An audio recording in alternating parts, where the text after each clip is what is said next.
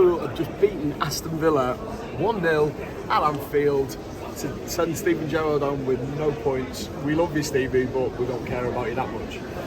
Steve, how do you sum that game up, seriously? Probably, well, it was certainly the hardest fought victory I think we got this season. Yeah. It was really hard work.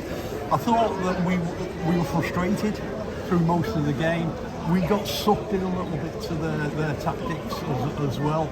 But hey, at the end of the day, it's 3 points, so who really cares about it? It really is. I mean, I don't want to go on too much about Aston Villa, but they did well. They did very well. He set them up. Yeah. The shit hours where I couldn't believe the time wasting, all that sort of stuff. That's fine. You're allowed to do that. In fact, to be honest with you, I was quite proud of him. But they stopped us playing. They frustrated us. We were trying to get going. But eventually, we got a well-deserved goal, which Mo Salah won from the penalty. It was a Stonewall penalty. It looked Stonewall to me, Gav. Yeah, and he puts it away, and there's loads of shithousery going on around the penalty, and they're trying to disrupt Mo, and he kept his cool, didn't he? He certainly did, and the funny thing after that, they actually started to play some better football, Aston Villa, didn't they? Yeah. You know, and I'll be honest, I was on the edge of my seat for most of that last 15 minutes, because it looked as if they made us nick it. Yeah, we were holding on really the last 10 minutes. It looked like there was two teams out there, and one of them had played midweek in Italy, and that's what it looked like.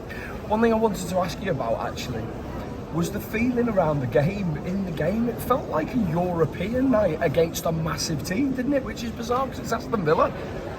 Yeah, and actually to a large extent, it felt like a European side coming to Anfield and using, as you used the word, shithousery tactics, you know, to frustrate us right the way through the game.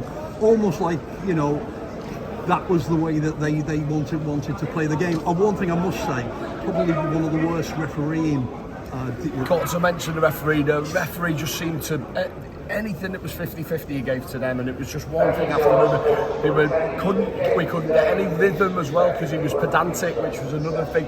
Let's just wrap this up. Who was your man of the match? I liked Andy Robbo today, because I thought Andy Robbo actually really showed some fight in that game. You know, like they weren't going to win that game. Yeah. Those 3 points were really important to us, and Andy Robbo, more than anybody, he just showed everything. Yeah, I like that. There was standouts all over the pitch. For me, Fabinho and Trent were fantastic. Fabinho got stuck in and really held us together. Listen, if you're watching this on YouTube, don't forget to subscribe, and thanks for watching. Cheers. Thanks, mate.